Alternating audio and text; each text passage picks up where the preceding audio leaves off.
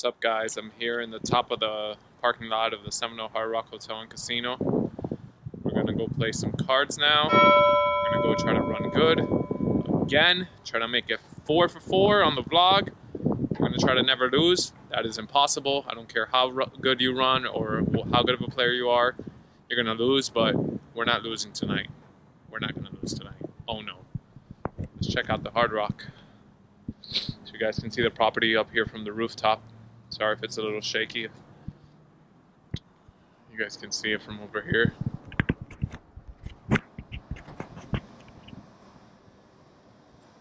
There's the parking lot, the rooftop,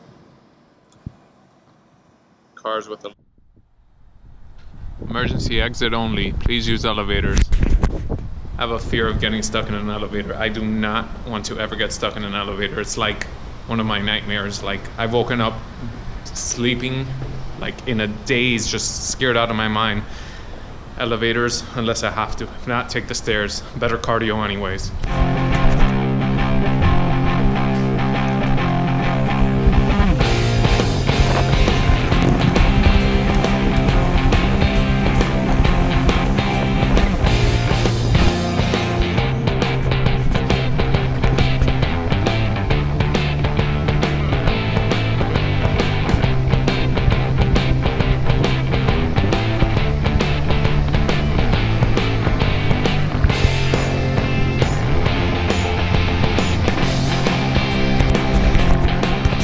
Hard Rock used to have a club area, nightlife. It was wild. They had restaurants, all sorts of stuff, but they teared it all down until 2019, and now apparently they're gonna have a hotel that is the shape of a guitar, which I think is pretty cool, as you saw in the picture. So we'll see what happens with that, but I'm sure it'll be world class.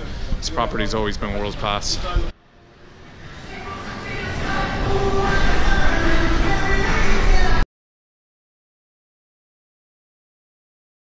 2-5, there's 30 people in front of me, so I don't think I'm getting a seat anytime soon.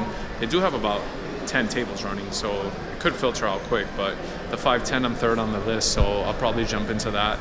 Haven't checked out the lineup on the 5-10 tables, but they're usually pretty good here, so we'll see what happens. Hoping to have a good night either way.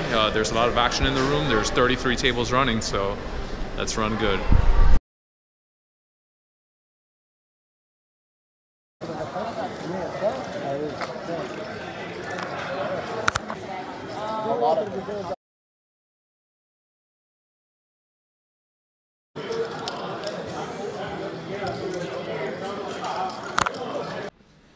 So in this next hand, I pick a big slick, ace king.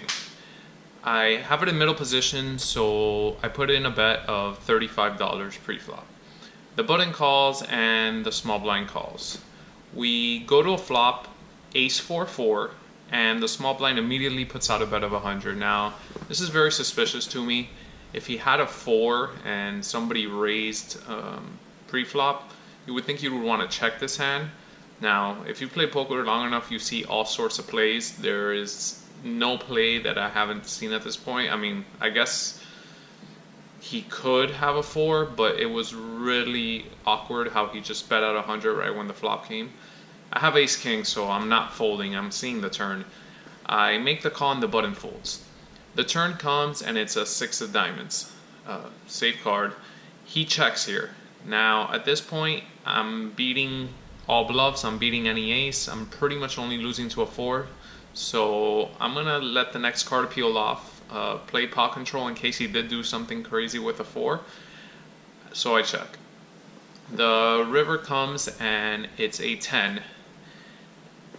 At this point, he checks again. Now at this point, the choice is clear. He doesn't have a 4. He wouldn't bet the flop and then check for me to throw out a bet so he can check raise me, in my opinion. So I put out a bet of $175 and he insta calls. So there's no raise. So I'm good. I mean, I hope I'm good. And he turns over ace jack. So I guess he bet out his ace. I don't know. It was a weird way he bet out so quick on the flop. I don't know if ace jack is actually pretty strong. Maybe he he was worried somebody may have ace queen, ace king, and he was trying to get him off the hand. I'm not sure. It was a very confusing way, the way he bet, but happy to take down that pot.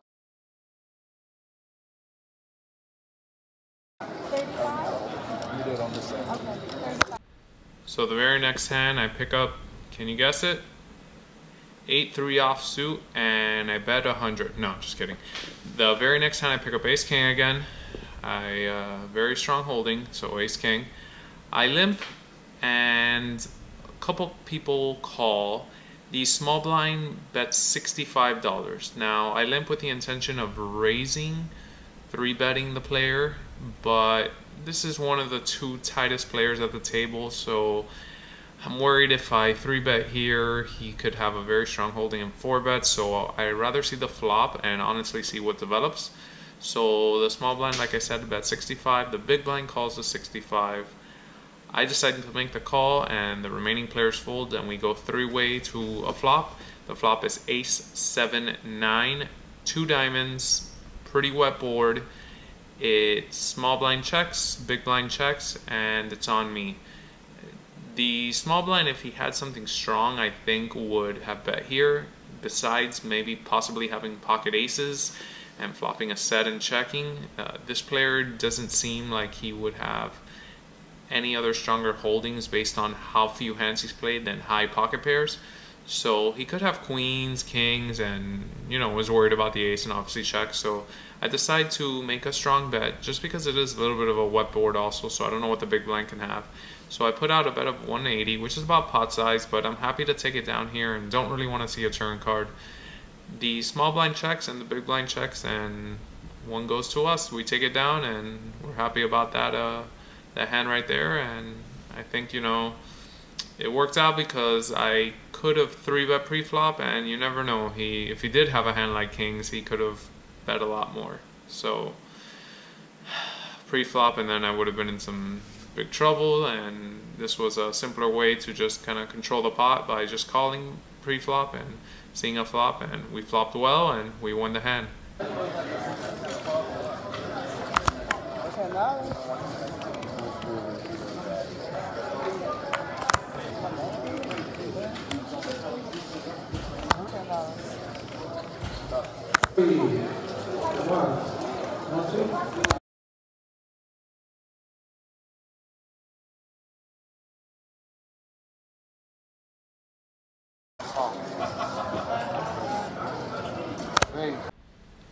So I'm in middle position, and I look down at a pair of 6s. Is there like a term or nickname for 6s? I know aces is like, Rockets, kings is Cowboys. I'm not sure about 6s though. If anybody knows, leave it in the comment section. I'm curious. I mean, I guess I could Google it, that's quicker. But so I got 6s, and I called the $10. The small blind puts in a huge raise to $75. And there's really only been me and maybe 2 other players who actually called the $10. So I'm a little confused about this big bet. It looks like a steal play, but I'm ready to fold because I only got a pair of 6s. The big blind calls, I'm still ready to fold, but the button calls out of turn. Like after the big blind, it's my turn to act, and the button throws in the 75 already. So at this point, I'm thinking that I'm getting 4-1 on my money because I know now the button's gonna call. Although the odds of flopping a set are 11-1, there's a lot of money on this table. And set mining is great because it's one of the most hidden type of hands in poker. A straight is more visible, a flush. But when you got like a small player and it hits and somebody has an ace and they flop their top pair, it's hard for them to get away from it. So although the odds aren't great, I decide to make the call. The flop comes, and it is a horrible flop. Ace 2-9. Horrible because there's 2 overcards to my 6s. There's an ace, which most players like to raise with ace X, whatever, most hands. Small blind bets 135, the big blind folds, and it's on me. Now, based on the player in the small blind who made this bet, I didn't really believe him. I can't really call here because when the turn comes, they could end up putting a big bet out, and at that point, I'm really stuck. I either have to shove or fold based on stack sizes. So I decided to let it go. I could have easily raised him on this flop to put pressure on him, but I didn't really love my hand, and I still had somebody to act behind me, which was a button, so I elected to fold the hand and wait for a better spot. Yeah.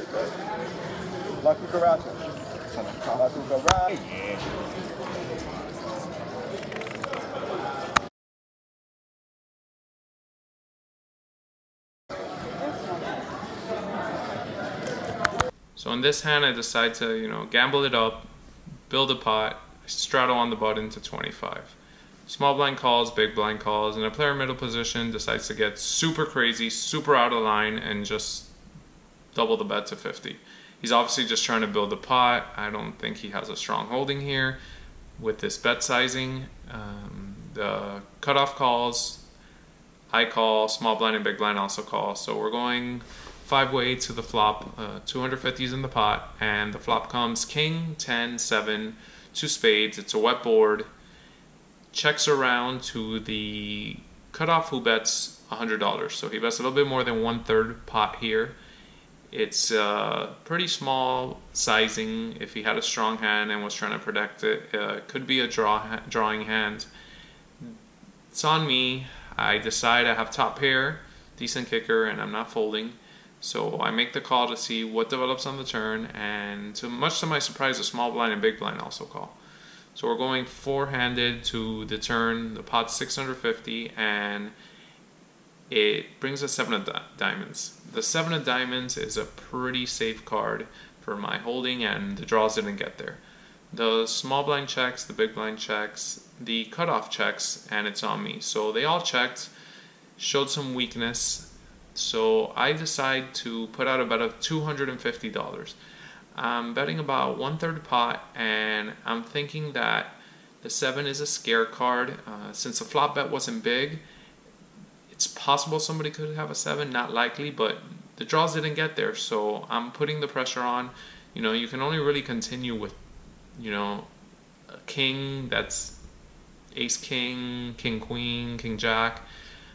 Full houses pretty much can only continue, so, I guess drawing to the nut flush, straight hands might not continue here. So my bet of 250 is kind of a showing strength, but also I'm not betting too much where I don't want to, have to be put to a decision with my stack by betting a larger size on this turn. But they all fold to me, and I think if I would have checked, the river could have brought some cards where basically most cards I might have had to fold because straights and flushes might have got there. So I'm glad I took this line, and let me know what you guys think about how I played this hand. Thought it was interesting, not a play I would have done in the past, but it worked out nicely. Oh, you haven't tried it? Huh? You haven't tried the game at all? Try it. You'll like it probably. Nice to meet you.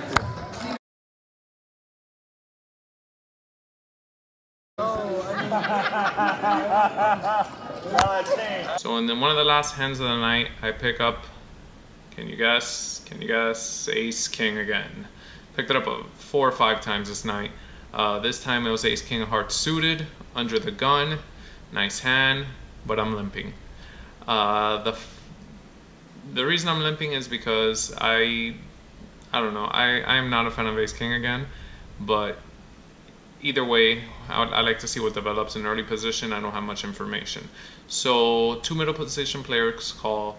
The button makes it for a very tight player, probably the tightest player at the table. The small blind call, the big blind call. I decide not to put a 3-bet here. I'm happy seeing the flop with my ace king of hearts, and the 2 middle position players call. So we go 6 ways to a flop, which isn't ideal, I guess, but I could end up having a big flop, and that is exactly what happens in the best and the worst way. Let me explain why. The flop comes Broadway. Great, right? Not exactly.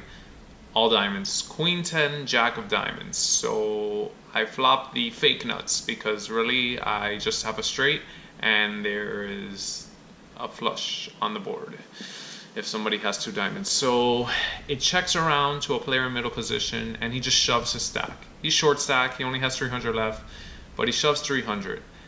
Now, the good news is that everyone folds to me, so I don't have to play a pot where I gotta call the flop, but I could literally lose all my chips if, you know, no more diamonds come. I mean, I guess I could find the fold, but it would have been tough. In this hand, pretty straightforward, I think. You know, if he's got the flush, you got it. Figuring, just thinking out loud in my head, I'm thinking he could have a high diamond, he could have 2 pair, he could have a set, and he's short stacked, so he could have a good hand. It could be a bluff since everybody checked. Not too much to think about. I throw in the chips and make the call. Turn is a blank, river is another blank, and turns over, king 9, lower straight than me, ace king, and he goes, man, you've been beating me all night. And I said, thanks, I'll enjoy your chips, sir. So yeah, so that was one of the last hands of the night. I turned a good profit, came up $890 profit. So did we do it? Yes, we did. 4 for 4 on the vlog.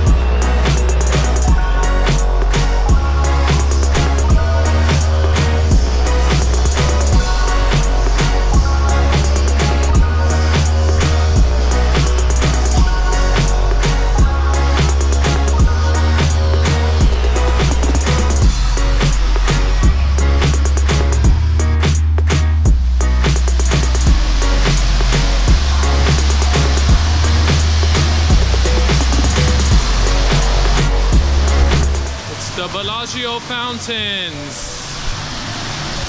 Not really, it's a little fountain there, but still, it's our little version.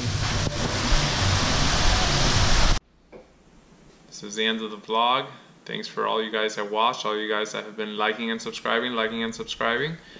There's a little notification somewhere on your screen when you're done watching the videos, I believe. It's like a little bell. This side, that side, I'm not sure.